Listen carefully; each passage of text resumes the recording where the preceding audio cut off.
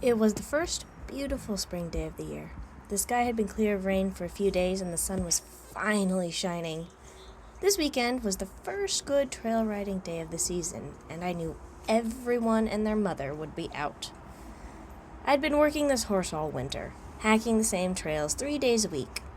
He only lived about half a mile down the road from a huge logging forest, hundreds of acres of trails. You could be out there for a week and not see everything.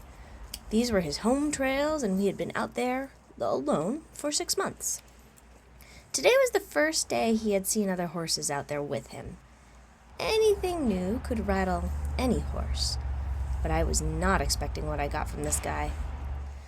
At the end of the driveway was the first horse of the day. My horse let out this guttural snort, the kind that comes from deep in their rib cage. It didn't sound like a noise a horse should be able to make. The saddle lurched on his back, his head and tail went straight up, and there were no longer any thoughts in his head. But this is my job, getting this horse used to going out, rain or shine, company or no. So off we go. I'm gently coaxing and guiding this empty-headed gelding down the half-mile stretch that we have walked all winter, snorting like a foghorn the whole way. I feel like I'm riding a bomb that's waiting to go off. His tail is up as high as it could go. He won't bring his head down. We are jigging and walking and prancing, but we make it to the end of the street. People are chuckling at me as I'm mocking this guy for being a dragon instead of a horse. I can tell by the look on their face who's been there and who hasn't. At the end of the road is the next new thing of the season. There are horse trailers pulling on and off the shoulder where people have parked for their weekend trail ride.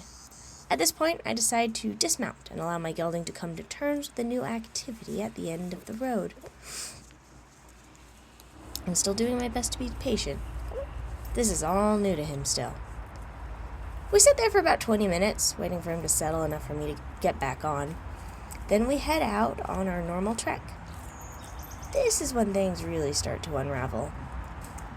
This horse has always been a little sensitive to touching him. Branches, grass, leaves, you name it. If it tickles his side, he can get spooky.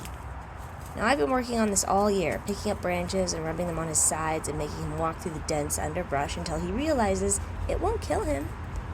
Today, it was like he had never seen a fern in his life.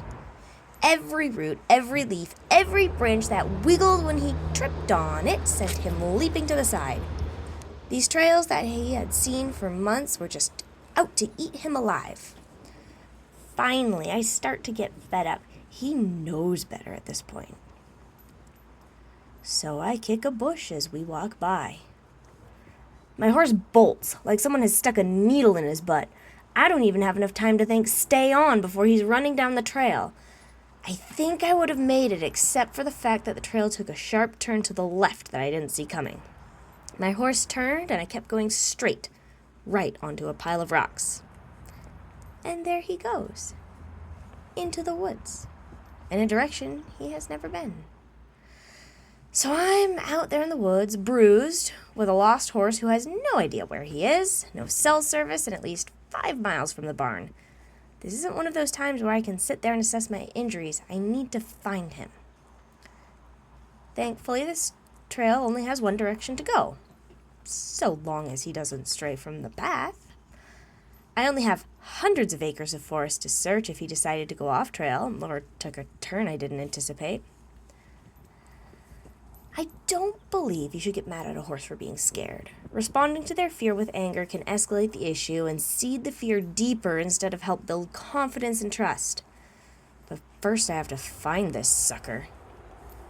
He wasn't terribly far from me, maybe 50 feet into the trail, but he takes one look at me over his shoulder and seems convinced that he is in trouble and takes off again. Fortunately, I catch him before he reaches the first intersecting trail and I don't have to guess which way he ran. We walk back to the scary bush and I wiggle the branches and ply him with treats until he calms down enough for me to get back on again. This is when I decide to go home. It takes me twice as long to get out of the woods as it did for me to get in. By the time I reach the road, I've had it up to here with this horse. It was like all the effort and training I had put into him all year had meant nothing. I get off and walk the last half mile, making him keep his head between his knees so he can breathe and think. When I get back, I jokingly ask his owner, "What did you feed this horse this morning?" I'm expecting a chuckle and a headshake. She told me he had started on beet pulp. For those of you who aren't familiar, beet pulp is often fed to horses to help them eat things they don't like and encourage them to drink water on hot days. It can help them get vital nutrients or medicine in their system, especially when they are worked hard. Beets are also made out of approximately 130% sugar. So this wonderful lady had fed her hot-blooded horse sugar every day for several days, because that's what she fed her other horses, because of how helpful it was to her other horses during endurance races. Now, I don't think her decision was wrong. Based on the knowledge she had about her discipline and her breed of horse, she made the correct choice, factoring in the amount of exercise he was getting. What she did not know, and could not have known, was that this horse was exceptionally sensitive to nutrient-dense feed. It is common for horses who are receiving too much sugar or protein to become paranoid and excessively energetic. It's like their system starts running on all cylinders and they can't stop it. They are grazing animals, and their body thrives on having a small intake of nutrients all the time. If they aren't putting their excess nutrients to work, it can build up like a 1,000-pound toddler who ate all his Halloween candy in one night. Once his diet was adjusted back to a less rich feeding schedule, he returned to being the exact same horse I had been working with all winter. Every horse is an individual. Every horse has individual needs. Fortunately, this horse was given what he needed and is now much calmer on the trails. And I will never have to wonder what it's like to train a dragon.